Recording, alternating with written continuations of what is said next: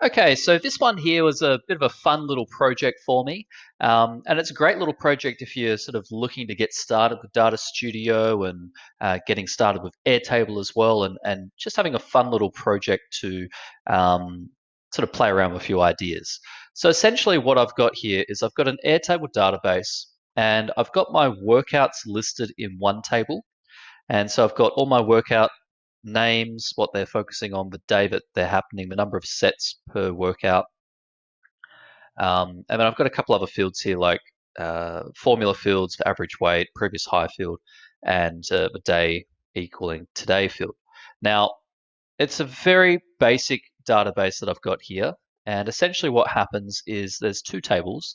One has the workouts and the other table has my log of all my gym activities, every set that I complete at the gym. Now, how this data gets in here is basically just a form, and I access this form on my phone.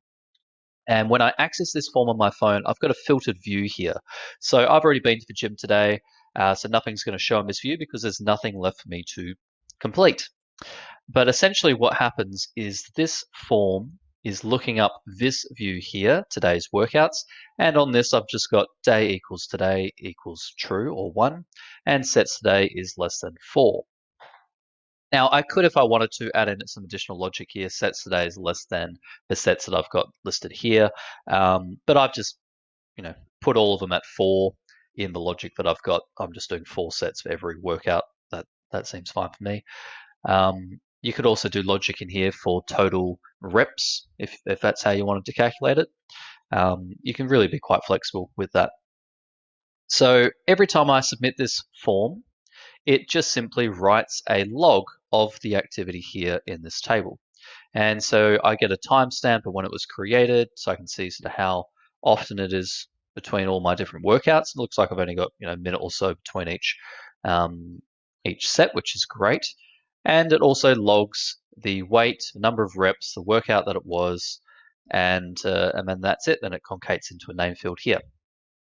Now, all this data here gets written into a G sheet once a week on Friday, and then that G sheet gets looked up with this Data Studio. Now, that's all fairly straightforward to do. It's just a coupler.io integration from Airtable to the G sheet, and then the Data Studio is fairly easy to set up as well. I've just got a couple of filters up the top here, so day, workout, and then the date range. So if I wanted to just look at the last week, for instance, I can change this and it will show me just the workouts for the last week. Just let that load up and there we go. So it's got everything in here for the last week and I can see how my workouts are progressing. Now these couple of things on the right are really the scorecards, if you will. So I can see that the average weight over the 7 days I've increased by 8%, 10% almost. But the average reps I've decreased by about 5%. So overall, I guess I'm tracking positively for a week-on-week basis there. I could look at, say, the last, actually, if I look at the last week still, but then also just look at a particular workout, such as the sit-up machine, then I could see here, well, actually, the sit-up machine, my max weight went up 12%, average weight went up 8%, but total reps, they declined, 2%. And I can see here that I'm doing the workout machine. I've got 4 sets on Monday, 4 sets on Wednesday. The weight I've got on the Monday was 38, reps of 10 average, and 42 and reps of 9.5 average on the Wednesday. And then we've got some stats down the bottom here as well. So I can look at that over just the week. I could look at that over the last 30 days. I could look at it over a custom time period as well. So I can see over the last 30 days, I've started to do them on Mondays as well, the sit-up ab machine. And you can see here sort of a trend of that weight, which is this line up the top here, and then the trend of the reps as well. Now, if I wanted to get fancy, I could put in an average trend line here as well, so I could see if it's averaging up or down over time. But it looks fine to me at this point. Now, I won't be able to get a window of my increase or decrease in these score values because I don't have any data before this. I've only been collecting data for 30 days or so. And so there's only 30 days of data, nothing to give me a before 30 days scorecard. So I can look at it per workout.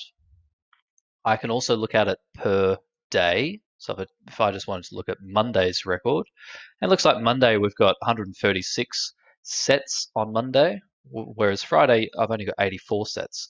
So that's possibly coming down to maybe I missed a Friday somewhere, or even just the number of sets per day is actually different for each of those days, which is fairly likely. Friday's a pretty light day for me. So I can see here the average weight over time. The first week I was taking it pretty easy, and the average weight over all these workouts was only 3 kilos. And then over time, it's sort of jumping up quite significantly, and there's no sort of downward trend, which is great. It's an upward trend, and the reps are sitting pretty average at around 10 reps per day, or per set over a week period, which is what we're looking at here, and over Monday, so per Monday. And then here, if we're looking at all our different workouts, these are just the workouts that I'm doing on Monday.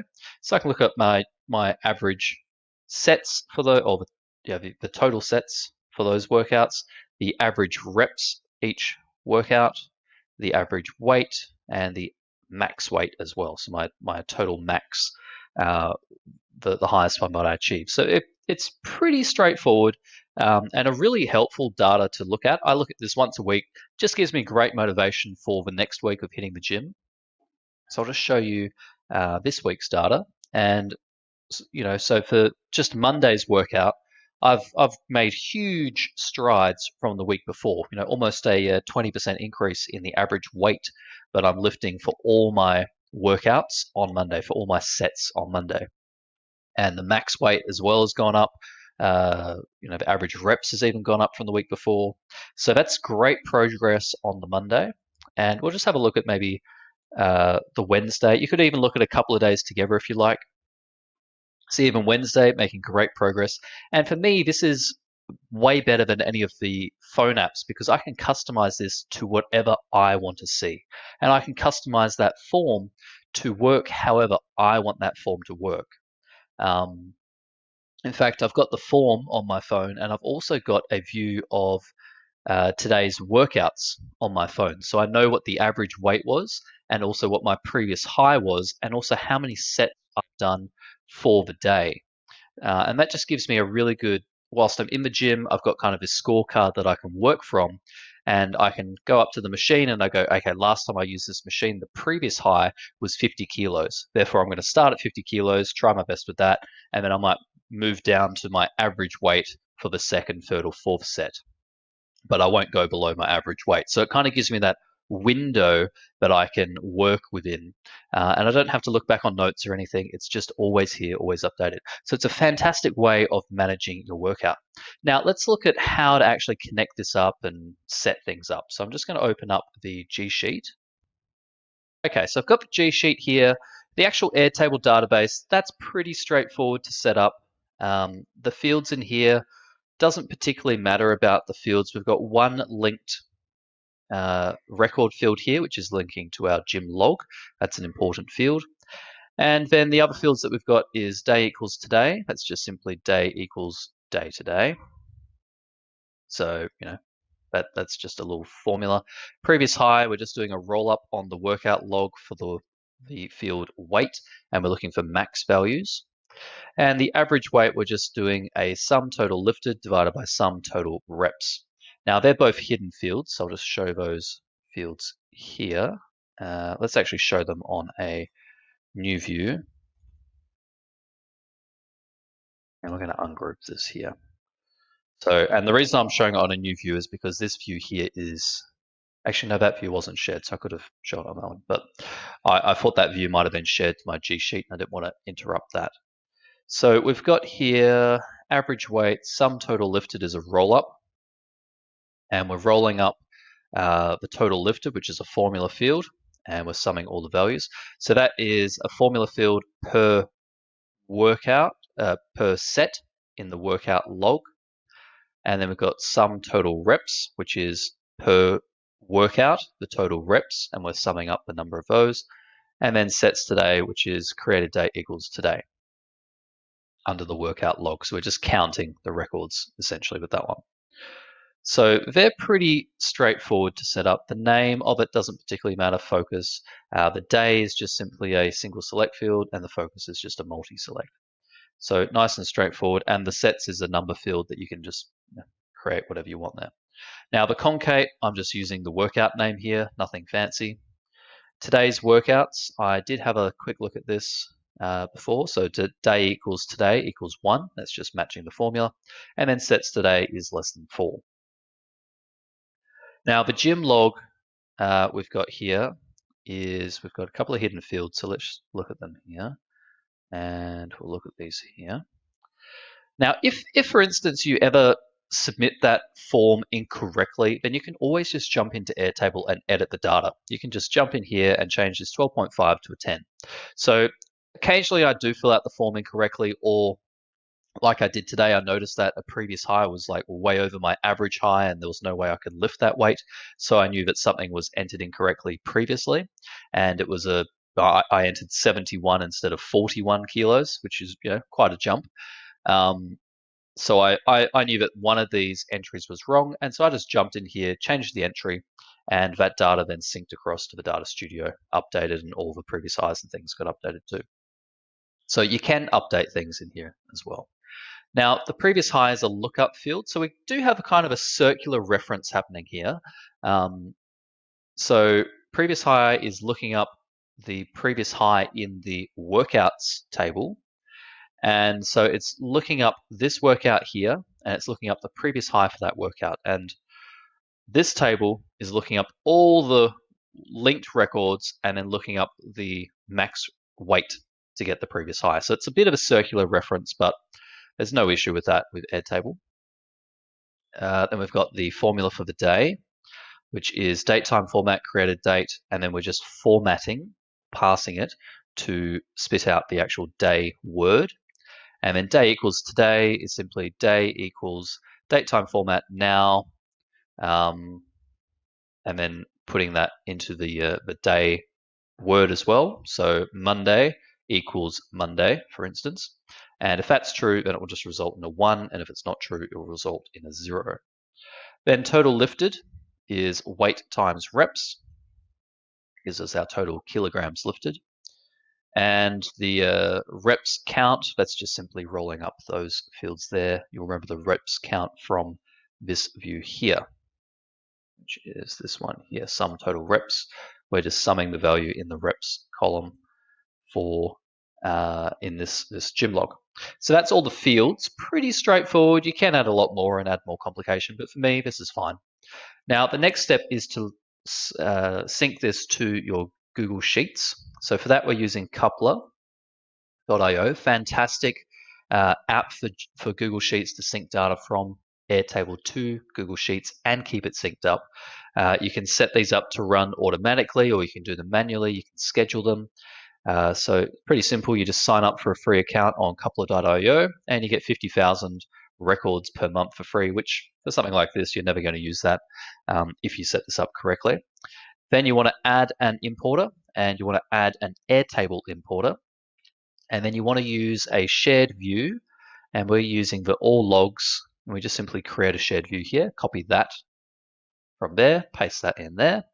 And now we've got our shared view. Destination is just going to be a current sheet, and we can name the current sheet here if we like. And then we set up the automatic data refresh. I've set that to every day, but then only run on Friday. So essentially just run once a week on Friday, but they don't have a once a week. They just have every month, every day, or every hour. And then I'll run this at 5 p.m. on Friday.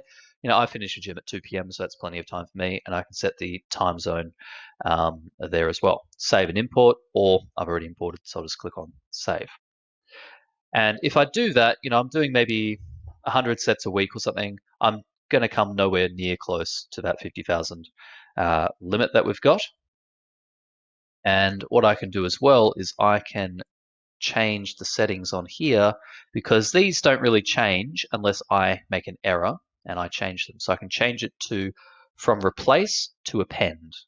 And what that means is it's going to save me even more data because I know that these, once they're submitted, they're not really going to change. So therefore, I don't need to refresh them constantly. I just need to add new records to the bottom of this database table. Now, if I was manually changing something and I was using that setting, then I'd have to manually change it in Airtable and also in Google Sheets, or I just click the import button here and it would override the data to whatever I changed in here. So just keep that in mind.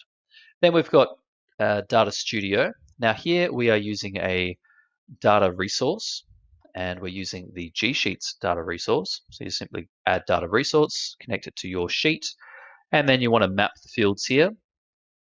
These are all mapped basically exactly what these fields are here, coming into Google Data Studio. And then we can set up a couple of these reports that we've got. And so we're mapping out data source. Created date is our date range dimension, and we're using the same date range dimension for all of these charts. Then we're starting to collect our dimension on this one here, which is this bottom row. And we want to then map our two metrics, weight and reps, over time. And then we've got our measurement on the y-axis here. And then we're just going to sort them by the date. So that's a pretty straightforward chart, that one. This one here, total sets per day. And these little titles up the top, they're just text blocks. So you just pop in a text block just to give you a bit more information there if you like. This one here, we've got our dimension of day, and we're measuring the metric of sets, so total sets per day. And then we've got optional metrics as well that we've added on here. So on the main view, I can click on more and I can see some optional metrics such as reps and weight as well per day if I wanted to. Then max weight is the metric of weight, and we are just changing the name to max weight kilogram, and then we're setting the aggregation to max. Okay, average weight, same metric, but this time we're using an average aggregation. So it's going to find the average of all the weight data, which is all this data here, for whatever we're looking at in the filters. And I'll explain the filters in a little bit. We're not using any filters on these individual items, but we could, but we're not. Average reps, again, we're using the reps and then just average aggregation there. And finally, we've got our pivot table on the bottom here, where we're using the created date range. Row dimension is our workout name. And then we've got our metrics, set, average reps, and we're just using total sets there. Record count there for sets. Average for our average reps, average for our average weight metric, and then max for our max weight metric. So it's a very simple pivot table to build out there. And these two are using the same metric. It's just a different aggregation of that metric. Okay, so that's that. Then we've got a little bit of styling. This is just a color block here, nothing fancy. And then we've got a date range control at the top here, date range control. And we're just putting that in here. And the date range control, we can set the default here, and it's just going to, anytime we change that, it's going to look at this, well, each of these reports are going to look at this filter, and then they're going to look at just the data set that matches whatever the date range dimension is that we've set. Now, these all have the exact same date range dimension, so if I change this here, they're all going to change to the same data. But if we're looking at two different data sets, then maybe we'd look at two different date ranges here, or you'd merge them, etc., blend the data. Then we've got our workout, and again, be mindful of mapping the correct date range dimension here. And the control field is just simply the workout field, which is this one here in our database, in our G sheet. And the metric that we're counting up is just the record count. We could do rep sets as well, but record count is fine. A record is a row in here, so that's our record count. So there may be 10 rows in the metric of 1022 2020 for the date range, and that would then result in 10 records, for instance, showing up on the front end. Then we've got our day, which is just simply our day metric in the table over here, day. There we go. So that's all set up, and if we have a look here, we've got our record counts for our total exercises in this time window. Now, if we change the time window here, then we will change our record counts, as well as all the other data in the table as well. So you can see our record counts jumped up there and also here as well.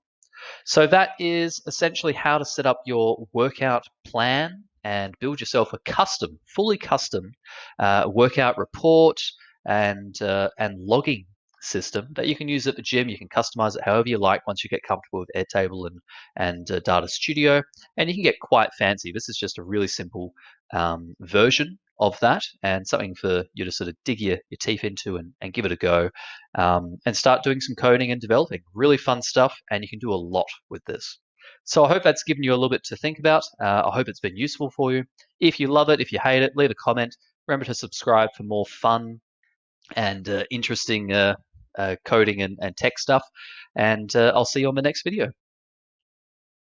Hi, I'm Mitch Bayless, and if you're looking for someone to help you with your business automation, then click the button below to schedule your free call today. And if you found this video useful, remember to click like. And also subscribe to our channel for more videos.